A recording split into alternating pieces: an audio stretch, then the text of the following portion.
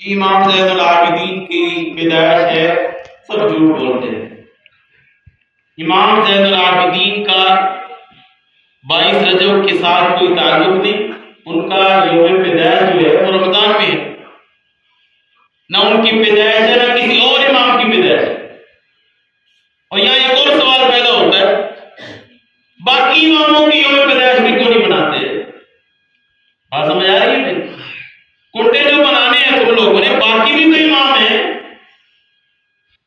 ان کی حضرت علی رضی اللہ تعالیٰ جن کو امام بڑا امام مانتے ہیں، ان کی ابھی پیدائش گزری ہے 13 رجب 13 رجب ہے 13 رجب۔ ہاں جی، اس دن نہیں کنڈے بنائے، کیوں نہیں بنائے؟ تم لوگوں نے 22 رجب کو ہی بنانے، وہ تمہارے بڑے امام ہیں، ان کی یوم پیدائش میں تو کنڈے نہیں بنا رہے۔ اس سے صاف پتہ چل رہا ہے ایک سازش ہے۔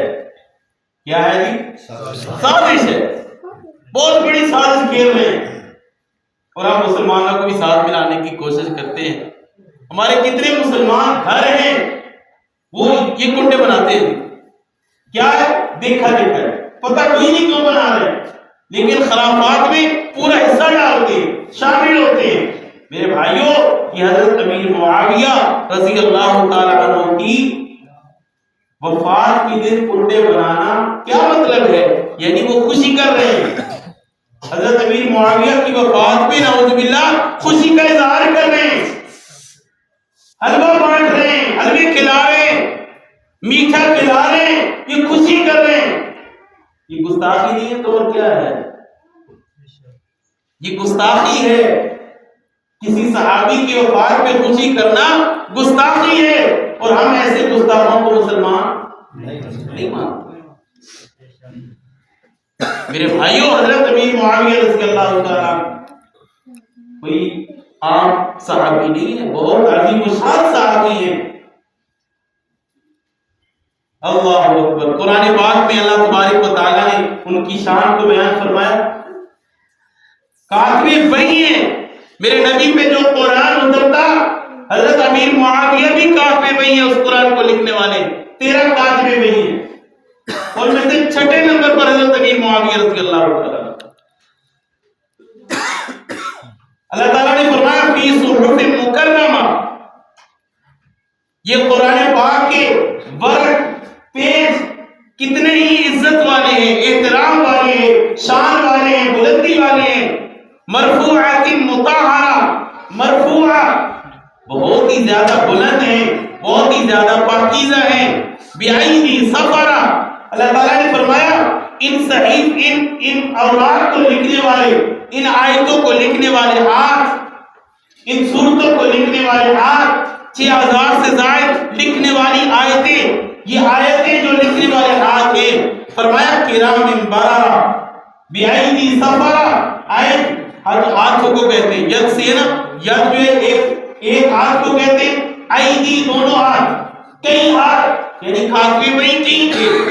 میں نے بتایا 13 کی تعداد ہے، اور میں سے 6 نمبر حضرت امیر معاویہ رضی اللہ تعالیٰ عنہ جو میرے نبی پہ اترنے والی وحی لکھا کرتے تھے، میرے نبی کے خطوط لکھا کرتے تھے۔ فرمایا سفارہ، یہ ہاتھ کتنے چمکنے والے ہیں، وحی لکھنے والے ہاتھ، اللہ تعالیٰ فرمایا وہ چمکنے والے ہیں، نورانی ہیں، روشن ہیں، کرام بررہ، بررہ ساری مخلوق کو کہتے ہیں، کرام عزت والے، یعنی وہ لوگ، وہ حضرات جو کاتب وحی ہیں، میرے نبی کی وحی لکھنے والے ہیں، میرے نبی پہ اترنے والے قرآن کی آیتوں کو لکھنے والے، میرے نبی کے خطوط لکھنے والے، اللہ فرما رہے وہ ساری مخلوق میں سب سے عزت والے، سب سے عزت والے۔ میرے بھائیوں، یہ تھوڑا مقام ہے؟ آج ہم اپنی منشی کی قدر کرتے ہیں، فلاں وزیر کا منشی ہے، فلاں مشیر کا منشی ہے، فلاں چودھری کا منشی ہے، اور جو میرے نبی کا منشی ہے اس کی قدر کیوں نہیں کرتے؟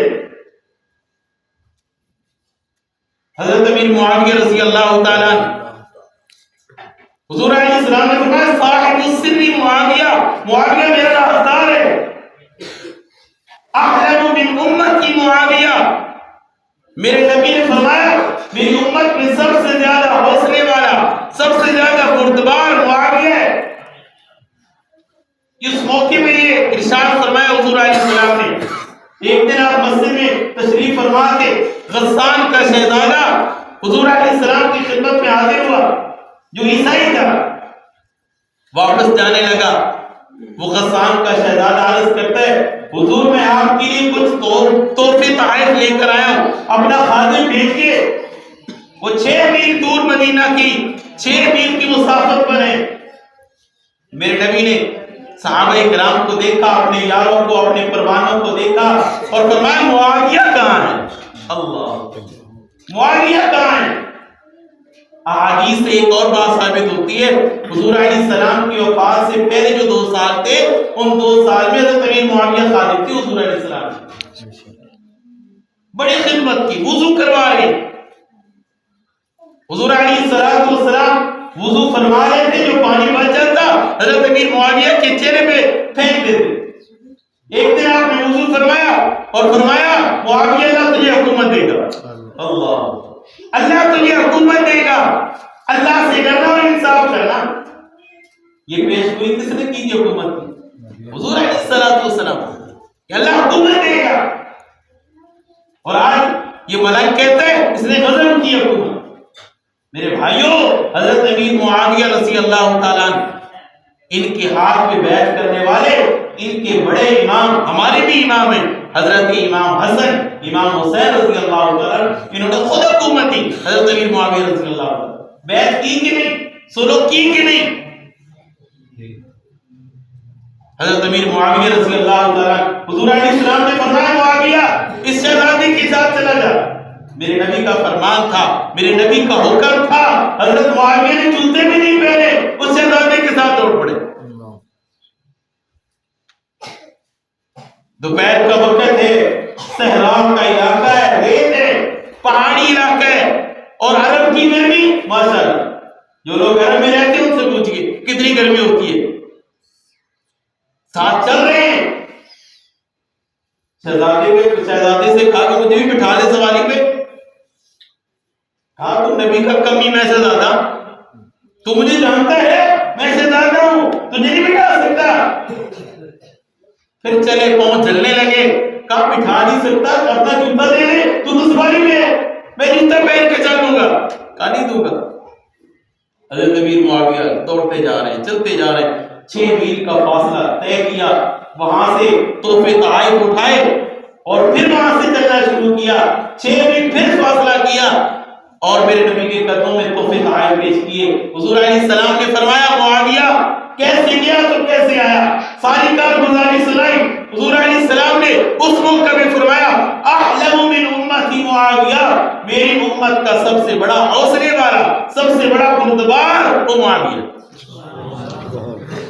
یہاں تک بات ہوتی تو میں نے سنا تھا، اس سے 35 سال بعد میرے نبی کے بعد صدیق اکبر کا دور آیا، صدیق اکبر کے بعد فاروق اعظم کا دور آیا، فاروق اعظم کے بعد حضرت عثمان، حضرت علی، حضرت علی کے بعد حضرت حسن، حضرت حسن کے بعد امیر معاویہ کا دور آیا۔ دمشق میں حکمران ہیں، فتوحات شروع ہوگی، فوج جو ہے وہ غسان کے علاقے میں گئی، جنگ لڑی گئی، وہاں پہ غسان فتح ہوا، 4000 قیدی گرفتار ہو گیا ہے۔ حضرت امیر معاویہ رضی اللہ تعالیٰ تشریف لاتے ہیں، قیدیوں کو دیکھنا شروع کیا۔ ان قیدیوں میں سب سے آگے جو قیدی تھا، جس کے ہاتھ پاؤں باندھے ہوئے تھے، یہ وہی غسان کا شہزادہ تھا جس نے سواری میں نہیں بٹھایا۔ جس نے کہا تو مجھے جانتا ہے میں کون ہوں، پہننے کے لیے جوتے نہیں دیے، یہ شہزادہ ہے۔ حضرت امیر معاویہ رضی اللہ تعالیٰ نے جب دیکھا، دیکھتی پہچان لیا اور فرمایا مجھے جانتا ہے، مجھے اس دن شہزادہ کہہ رہا تھا مجھے جانتا ہے، آج امیر معاویہ کہہ رہے مجھے جانتا ہے میں کون ہوں۔ دیکھتے دیکھتے تو لگ رہے ہو، کہا وہی نبی کا کمی، اللہ، وہی نبی کا خادم، نبی کا غلام معاویہ۔ آج میں نے کہا کہ نہیں کہہ دی؟ ہاں، میں نے باپ کو بڑا سمجھایا کہ مسلمانوں سے پنگا نہ لینا، باپ تو مارا گیا، میں قیدی ہو گیا، اللہ اکبر. حضرت امیر معاویہ رضی اللہ تعالیٰ عنہ کے اخلاق دیکھیے. آپ نے فرمایا اس کے ہاتھ پاؤں کھولو, شاہی مہمان بناؤ, اس کو شاہی مہمان بناؤ. شاہی دسترخوان پہ کھانا کھلایا ایک ماہ, اور ایک ماہ کے بعد آزاد کیا, تحفے تحائف دیے. یہ شہزادہ بول کے کہنے لگا اے معاویہ, چشمے فلک نے اتنا بڑا اخلاق نہیں دیکھا. میں نے تجھے سواری میں نہیں بٹھایا, میں نے تجھے جوتے نہیں دیے, اور تو مجھے شاہی دسترخوان کا مہمان بنا رہا ہے اور پھر تحفے تحائف دے رہا ہے. اے معاویہ ہاتھ بڑھا, جس نبی کا تو غلام ہے میں بھی بننا چاہتا ہوں. سبحان اللہ. کلمہ پڑھ کے مسلمان. میرے بھائیوں, یہ حضرت امیر معاویہ, آج ان کی قربانیوں کو کوئی نہیں بیان کرتا. کتنے مسلمان ان کے ہاتھ پہ, کتنے کافر ان کے ہاتھ پہ مسلمان ہوئے, یہ کوئی نہیں بیان کرتا. رافضی مورخین نے ان چیزوں پہ پردہ ڈال دیا. حضرت امیر معاویہ کو نعوذ باللہ من ذالک غلط قسم کا رنگ دے کے بیان کرتے ہیں ملنگ. ان کی جتنی تاریخ ہے اس تاریخ کو غلط رنگ دے دیا. حضرت امیر معاویہ رضی اللہ تعالیٰ, میرے بھائیوں, اللہ تعالیٰ نے ان کو حکمرانی دی. حضور علیہ الصلوۃ والسلام ام ہانی رضی اللہ تعالیٰ عنہ کے گھر آرام فرما رہے. آپ اٹھے تو آپ مسکرا رہے. حضرت ام ہانی حضور علیہ الصلوۃ والسلام کا چہرہ دیکھتی ہیں کہ حضور علیہ السلام مسکرا رہے ہیں. نبی جب مسکراتے ہیں تو جنت کے دروازے کھل جاتے ہیں. سبحان اللہ. حضرت ام ہانی عرض کرتی ہیں رسول اللہ مسکرا رہے, کیا خوشی کی بات ہے؟ حضور علیہ السلام نے فرمایا میں نے خواب دیکھا ہے, خواب, اور یہ بات یاد رکھو نبی کا خواب وہی ہوا کرتا ہے. نبی کا خواب وہی ہوا کرتا ہے. اللہ کا حکم ہوتا ہے. ہمارے خواب جھوٹے, ہمارے خواب بعض خیالات ہوتے ہیں, اور نبی کا خواب اللہ کا حکم ہوتا ہے. نبی کا خواب وہی ہوا کرتا ہے. حضرت نبی کریم صلی اللہ علیہ وسلم نے فرمایا اے ام ہانی میں نے خواب دیکھا, اور خواب میں ایک اسلامی لشکر کو دیکھا جو سمندر میں اسلام کا جھنڈا لہراتے ہوئے, اسلام کا جو ہے وہ جھنڈا ہاتھ میں لے ہوئے اسلام کی جنگ لڑ رہا ہے.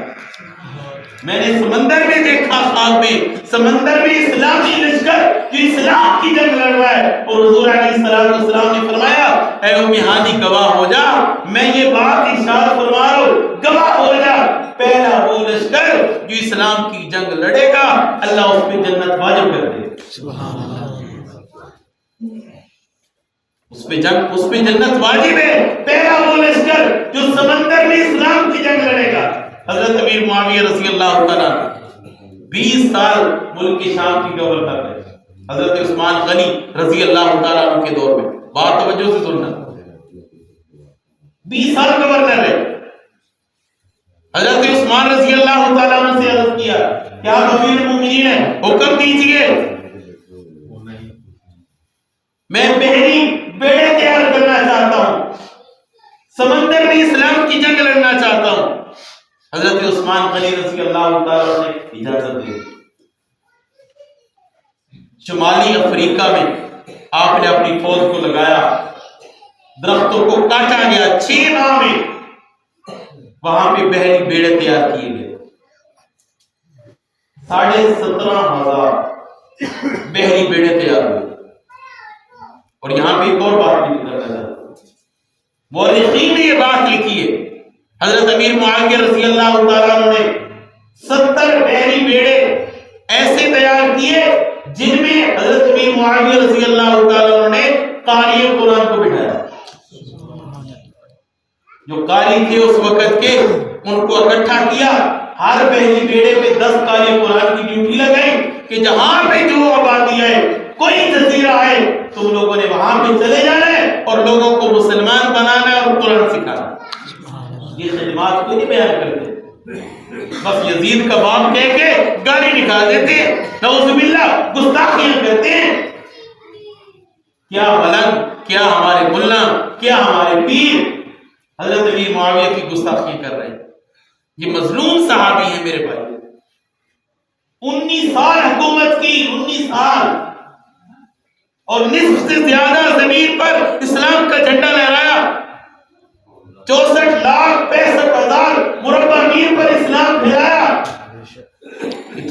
قربانی ہے، اس کو نہیں بیان کرتا ملا، اس کو نہیں بیان کرتا پیر، اس کو بیان نہیں کرتا ہمارا ملک، صرف گستاخی کرتا ہے۔ حضرت امیر معاویہ رضی اللہ تعالیٰ نے 17,500 بحری بیڑے تیار کیے، ان میں قاری قرآن بٹھائے، صحابہ کرام کی جماعتیں بنائی، روانہ کی، اور ان کے لیے حضور علیہ السلام نے پیش گوئی فرمائی تھی کہ پہلا وہ لشکر جو سمندر میں اسلام کی جنگ لڑے گا سب میں جنت۔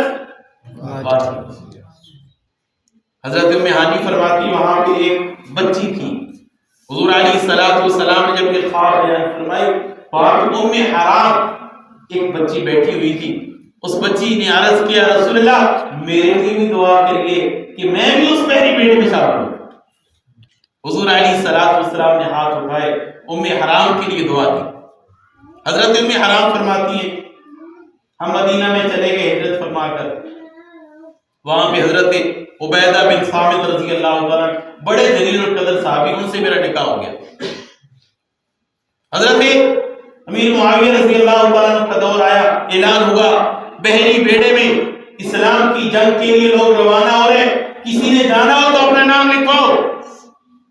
حضرت ابن حرام نے اپنے شوہر کو کہا وقت آ گیا جنت لینے کا، اللہ وقت آ گیا جنت لینے کا، جاؤ نام لکھوا کر آؤ، ہم بھی اس پہلی بیڑے میں جائیں گے، اسلام کی جنگ لڑیں گے، اسلام کا بول بالا کریں گے، اللہ۔ حضرت عبادہ بن صامت، حضرت ام ہانی یہ بھی چلی گئی۔ جب پہنچے حضرت امیر معاویہ رضی اللہ تعالیٰ عنہ کے پاس، حضرت عبادہ بن صامت حدیث سناتے ہیں اور روایت کرتے ہیں حضرت ام ہانی سے کہ اس حدیث کے راوی حضرت ام ہانی ہیں کہ حضور علیہ السلام نے یہ حدیث ارشاد فرمائی تھی کہ پہلا وہ لشکر جو سمندر میں اسلام کی جنگ لڑے گا اس پر جنت واجب ہے۔ جب یہ حدیث سنائی حضرت امیر معاویہ رضی اللہ تعالیٰ عنہ کے آنکھوں میں آنسو آئے۔ میرے بھائیوں، حضرت امیر معاویہ اس جنگ کے موجد ہیں، ان کے نگرانی میں یہ جنگ لڑی گئی۔ روایات میں لکھا ہے، تاریخ دانوں نے لکھا ہے، پاپا روم نے، جو روم کا بڑا پادری تھا، اس نے ساحل پہ سمندر کے کنارے پہ کھڑے ہو کے روم کے لوگوں سے اعلان کیا، اے رومیو، امیر معاویہ نے اپنے بیڑے سمندر میں ڈال دیے، اگر ان کو نہ روکا گیا تو یہ بحری بیڑے سمندر کا سینہ چاک کرتی ہوئے آئیں گے آگے، یہ بحری بیڑے چلتے رہے تو وقت قریب ہے کہ یورپ کے دروازے پہ اسلام کی دستک ضرور دیں گے، یورپ تک پہنچیں گے۔ تو میرے بھائیوں، یہ حضرت امیر معاویہ کہاں پر احسان ہے؟ یہ پاکستان، یہ ایران، یہ افغانستان، ہندوستان، سب میں جو اسلام پہنچا یہ حضرت امیر معاویہ کی کوششوں سے پہنچا۔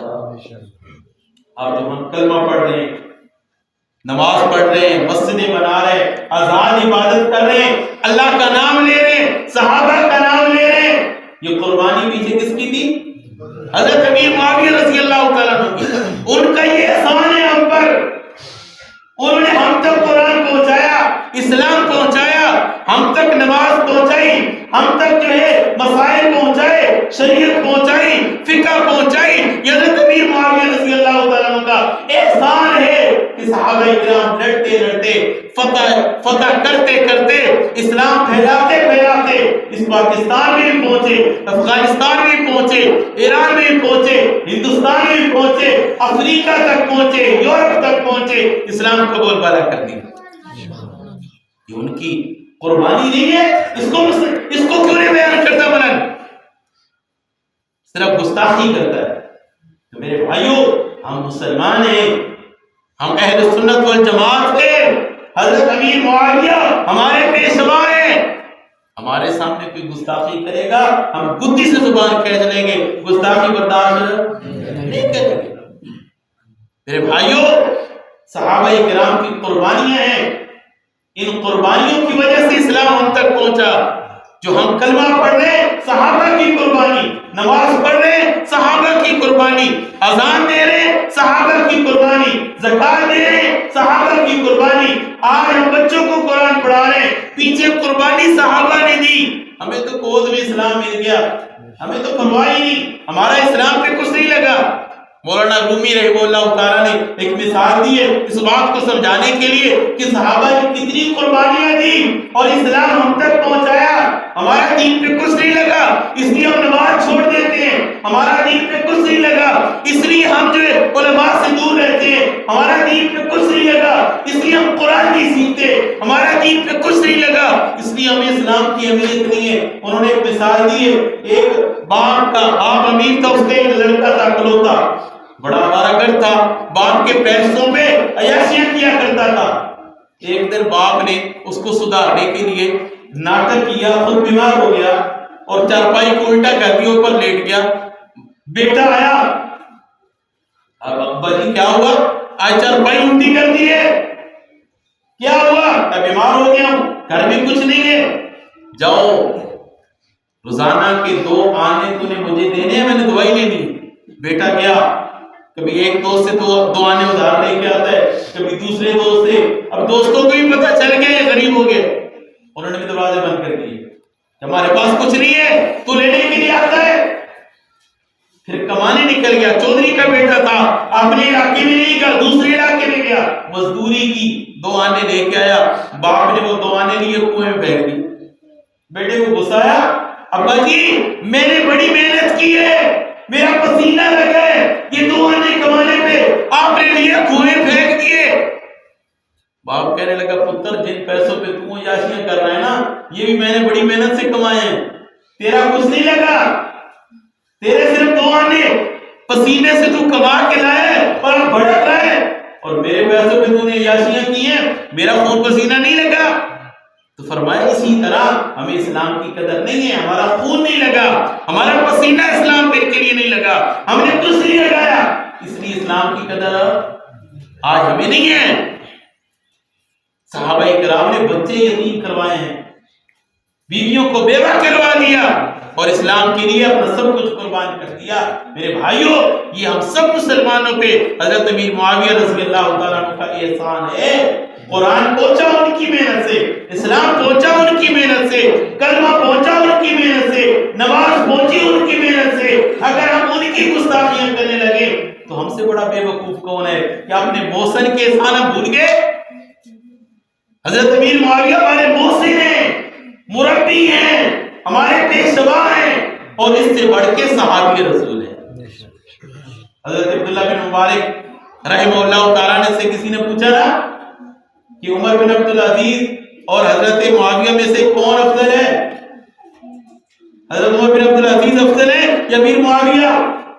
حضرت امیر معاویہ نے 19 سال حکومت کی, اسلام کا جھنڈا لہرایا, 64,65,000 مربع میل پر اسلام کر دیا, اور حضرت عمر بن عبدالعزیز نے 2 سال حکومت کی. حضرت عبداللہ بن مبارک بہت بڑے محدث ہیں. پوچھنے والے نے کہا کوئی رافضی ہوگا, کالا ہوگا, ملک, کہ ان دونوں میں سے کون افضل ہے؟ حضرت امیر معاویہ اور عمر بن عبدالعزیز, ان دونوں میں سے کون افضل ہے؟ حضرت عبداللہ بن مبارک رحمہ اللہ تعالیٰ نے جواب دیا, تو امیر معاویہ کی بات کرتا ہے. امیر معاویہ جس گھوڑے پہ بیٹھ کے اسلام کے لیے جنگ لڑا اور گھوڑے کے نتھوں میں جو گھٹا پڑا, مٹی پڑی, اس مٹی کا مقابلہ بھی عمر بن عبدالعزیز جیسے لاکھوں مل جائے اس مٹی کا مقابلہ نہیں کر سکتا. عمر بن امیر معاویہ کی بات کرتا ہے. تو میرے بھائیوں, حضرت امیر معاویہ جلیل القدر صحابی ہیں, میرے نبی کے رشتہ دار ہیں, برادر نسبتی ہیں. حضرت امیر معاویہ میرے نبی کے سالے ہیں. اپنی زبان میں کہتے ہیں, ہم حضرت حضور علیہ السلام کے سالے کو نعوذ باللہ گالی دیتے ہیں, میرے نبی کے رشتہ دار ان کو گالی دیتے ہیں. تو میرے بھائیوں, آخری بات یہی ہے کہ ہم سارے صحابہ کا اتباع بھی کریں, سارے صحابہ کرام کا احترام بھی کریں گے. کسی کے بارے میں غلط بات زبان پہ نہیں لے کر آئیں گے. وہ ہمارے بڑے ہیں, ہمارے پیشوا ہیں, ان کی وجہ سے دین ہم تک پہنچا ہے. اگر ہم صحابہ کو بیچ میں نکالتے ہیں تو ہم تک کچھ بھی نہیں پہنچ سکتا. تو میرے بھائیوں, انہوں نے اسلام کی بڑی قربانیاں دی ہیں. اللہ تبارک و تعالیٰ ہم سب کو صحابہ کرام کا مکمل اتباع کرنے کی توفیق نصیب فرمائے. آخر میں 2-3